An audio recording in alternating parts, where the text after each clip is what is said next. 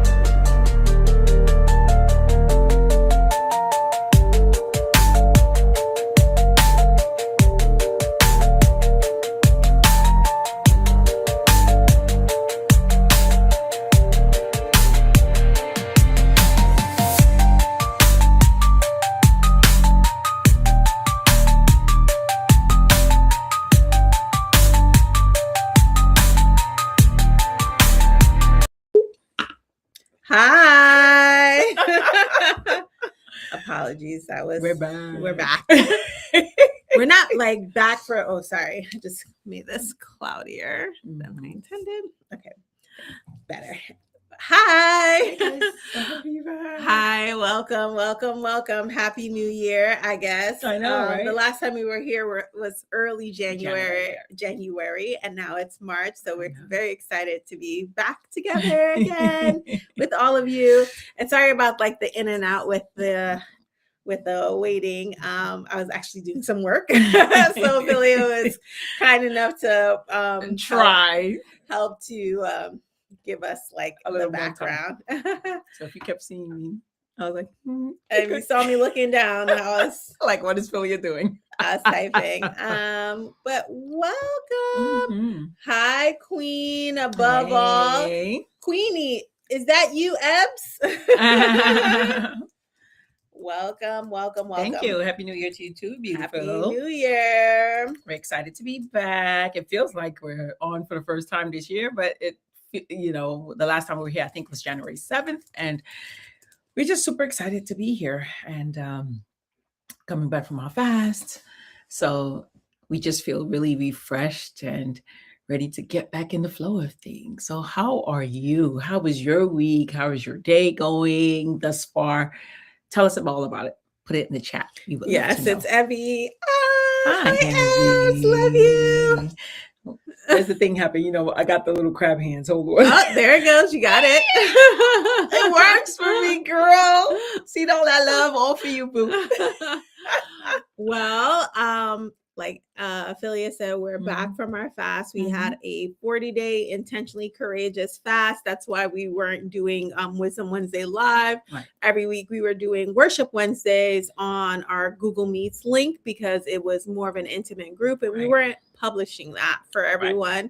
It was for those who decided to participate in the fast. We wanted to make sure that we were keeping it to that group who was specifically focused on the fast and doing the readings and just wanted to talk about the fast. We didn't want to like talk to everyone about it if you weren't participating. Correct. It's not exclusive. You could have joined, but we just wanted to make sure that for the people who were actually doing the fast, that we were actually really focused on the fast. So we wanted to make sure that we were in an intimate environment. So that's why we did the Google Meets, because everyone could speak freely there. And if you are missing that intimate moment, Philia hosts the Worship Wednesdays every other Wednesday. So next Wednesday she will be on in the Google Meets group. And if you are interested, of course, just let us know and we'll add you to the group so that you can get the link and you can join. And it's similar to this, but it's just intimate because, again, it's a forum where everyone has the opportunity to speak in that room. Whereas I feel like here where Philly and I are doing the majority of talking, of course, you're welcome to join. But because of the YouTube system and how the live system works, it doesn't work the same, right? It's like teleconference, webcast teleconference versus like a Zoom meeting where everyone is participating. So that's the difference. What else is going on? Okay. My week has been pretty good so far. I don't want to say that I'm scattered, but I'm doing some things in my personal life that has like kept me like a little bit busy. I visited my sister and my nieces this weekend, which is always a pleasure. I love spending time with them. They just give me so much life and joy. And I feel loved. I really feel loved. And sometimes you got to go where you're appreciated and celebrated. So, I was with my sister over the weekend. I even brought this dog who is tapping me. And then this week at work has been okay. So if you don't know, I am on secondment right now. So I'm on a bit of a break from my regular job and I'm working a different job temporarily. I've been doing it since November and I will end in April. And it's winding down, although I'm homesick, right? Like I miss my office job. I mean my office, like the people. I miss my people. I miss, like there's a lot of things I miss about my permanent job. Mhm. But I will be sad to leave these people too. I mean, they're become technically family. my client, but Yeah. they become family. Like I know them Yeah. more intimately. I've Mhm. met a lot of people. Like it's just a very different feel. Not completely different from what I was doing. I wasn't acting in a legal capacity, but I had the knowledge that I was able to pass along if it suited, but I wasn't technically acting in a legal capacity full time. So very, very different kind of pressure, different kind of like thought process, different types of scrutiny, different types of Yeah. connections. So right before this, I was actually having dinner with bankers, which I never ever did on the other side, because on this side, we're clients of the banks and the banks want to wine and dine us. So had a very lovely meal. So everything's good there. Life is generally good. I can't complain. I think fresh off of our fast, I decided that I wanted to continue fasting in a way. So I still don't eat before noon. I won't say I don't eat after 8. Like that is very difficult for me. It has been throughout the fast, but I have given up some of like the social media stuff that I gave up during the fast, and like the Housewives I haven't watched. So like the entertainment stuff, I have those entertainment factors. I continue to fast while I'm in the Lent season. Like I just moved over to Lent, and so I don't know. I feel really good. I don't know if I feel good today because I stopped work early. I don't know. That's probably why I was still working when I got here, because I had the dinner, so I was not at work, and then all the stuff piled up. Anyway, that's it with me. What's going on with you? Well, that's a mouthful, and that's beautiful, and I love to hear. What I really appreciate about Yemi, your story, is that you were working in one capacity, and I think your thirst for knowledge and your ability to be able to adapt to different things under pressure and or not, that you're able to really surpass what people's expectations would be, and you're already well liked in the new company, and people are Thank always you. commending you, and sometimes you're wondering, are they being like, you don't have to keep saying that, but it's nice. Yeah. It's because I think people actually feel like you're really good at what you do, and I think That that's a is wonderful so thing. nice of you to say, Philip. Yeah. Like sometimes when you talk, you don't really know if someone is listening. Yeah. I can't believe Philly even remember these things I'm saying, because I just talk at random. So like that's very No, nice. it That's very really nice of you is. to say. I appreciate that. I think it's a wonderful thing, and it's indicative upon the kind of person she is. Like Yemi is like very grateful, always comes from an attitude of gratitude, never thinks. I mean, although you're extremely intelligent, but you always want to learn. You always want to challenge yourself, and I think that's a great thing for being in this company. And I think it'll be so useful going back home. She's a beautiful feel human so being. loved. She is Oh my highly, God, thank but it's you. true. It's true, Yemi. I do love to see that. I in you. needed that. Yeah, I needed that. absolutely. Thank you. Oh, of course, yeah.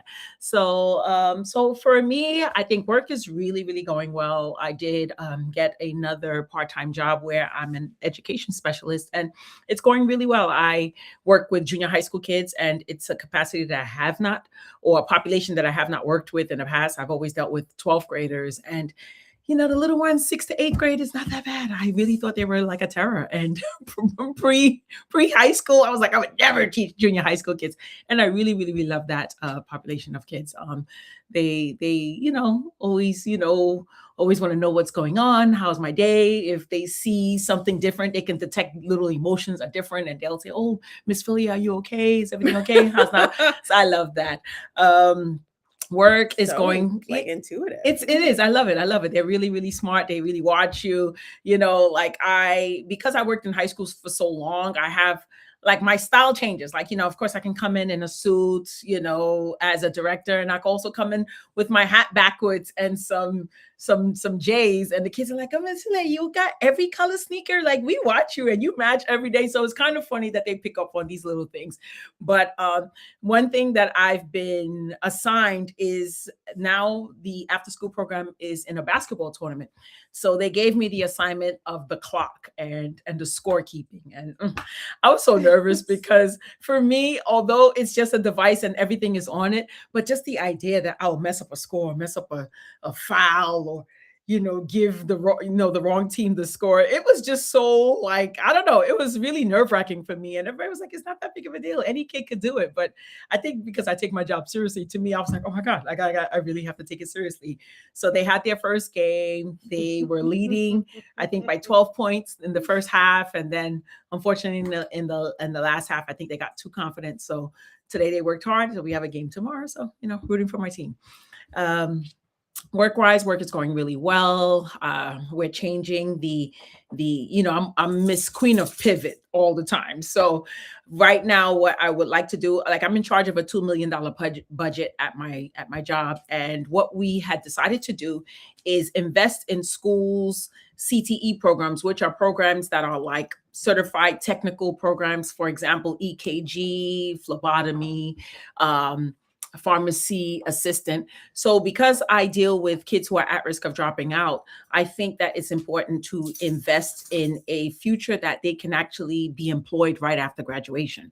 So we're starting to invest like between 15 and 20 grand into different schools, as opposed to just do SAT prep or things that I like this. Right. And the reason why is because if these kids are at school at risk of dropping out, then SAT prep would not be the right thing to invest in, because most of them are probably not going to go to college. So now we've put in $15,000 into kids who may take the test and possibly still not go. So we were like, let's invest in a program that they can be employed immediately after graduation. They'll be certified in EKG. They can be in phlebotomy. They can be a veterinary assistant. They can be a pharmacy tech or a pharmaceutical technician. And these programs are awesome. They're affiliated with the college, which is Kingsborough Community College that I work at. So the college sees that we're bringing kids in, and then now I'm investing in a program. So I think it's a win-win for everyone. And this is kind of the direction that we're going to go in. So I'm really happy that we finally in year 3 have decided, okay, what do we do? Because we do so many things, and I don't want to be known for so many things. I want to be known for, okay, we're focusing on career readiness, and these kids are really, truly going to be ready to be employed once they get out of graduation. So that's the idea. So things are going really well. I'm very excited. That's amazing. I love that you have put the thought and money behind this, because people do forget that, like, not college is not for everyone, and not everybody wants to go to college. That it comes with its own challenges, right? Like, it's not cheap. There's some kind of time, like it's extended time. And a lot of people who go to college, they don't have careers after that, right? Because you can study all kinds of things, but like that technical skills, there are not a lot of majors that have those that will give you the technical skills to transfer, right? Like, some people have to get advanced degrees to get into their profession. It's difficult. So giving them trade, Abby says, like vocational school, giving them a trade will actually motivate them. So people who were like, I don't see the point of, reading Romeo and Juliet, just an example, for their life, versus like, I'm in mechanic school, and this is what I'm going to do after I graduate. Like, they know the next steps, right? As opposed to some abstract thought, So I commend you on like taking that route and like actually thinking about it and putting time, effort, and money into it, because it's much needed. I feel like people ignore that. A lot of people like to talk about college and go to college. College. I'm not knocking college. I went, but college can put you into debt, and like, it's not for everyone. And I think our society misses the fact that people actually need hard skills. Yeah, absolutely. And it also is something in my family. I have 5 children. I have one that graduated last year, one that's graduating, God willing, in June. And I have one that only went for 1 semester. And it's like, they were all raised in the same home, same parenting skills, and it's just like, she just didn't want to go. And it's like, she went, and I guess I could have been like my parents, you must go to college, you got to go to your education, study your books, don't play with toys, whatever. But everything, can I go outside? No, go outside with your books, everything is books. But it's like, I say, okay, well, I don't raise bums. So, whatever the case might be, if you're not going to college, you need to work full time and do something. So now she's certified into daycare as a daycare provider. She has several sort of certifications, and she can do something with it. Now she's coming to me like, Mom, I'm really thinking about going to Kingsborough for early childhood. was like, hey, you see, it worked little by little. It's But working, it's you know. also like, I know what I want. Right, Like college, I know sometimes you, at least, I don't know. I feel like a lot of parents, because they can afford to send their Mhm. kids to college or like afford to help them pay that debt off, are like, this is, an exploratory time. Right. Go live your life, Right. live away from home. And I like that idea. I would recommend it, Right. but it has to make sense, Sense. Yes. Very dollar good. sense. And I Right. think going in with an idea of like, okay, I want to do this and this is what I'm going to study so I can apply it here. I mean, that's perfect. Right. That's perfect. Right. So So good job, Mom. Yeah. Kudos to Mom Kudos over to here. Mom. Thank you. So it's going well. Recognizing that not all children are the No, same. not at all. Not at all. So, but other than that, we are really super excited to be back. Hope everybody's doing well. I think that today I got some unfortunate news. One of our viewers, avid viewers, that's Neat, lost her daughter-in-law to stage 4 cancer. And it was just really unfortunate. And I remember, was it this morning or yesterday? Yes, because I think she lost her yesterday, right? And I think the quote that she sent me was, trust in the Lord with all of your heart and lean not on your own understanding, but in all your ways submit to him and he will make your path straight. And maybe hours later, she lost her daughter-in-law. Wow. So Wow. I think it really what made me like self-reflect on, never compare yourself to someone's life, someone's path, because I think maybe 4 years ago, this young lady, beautiful, beautiful soul, got married to the love of her life. Her son was able to meet his partner, his person, and they had a beautiful wedding. And not too long after, she was pregnant, had a son. She named him Poet.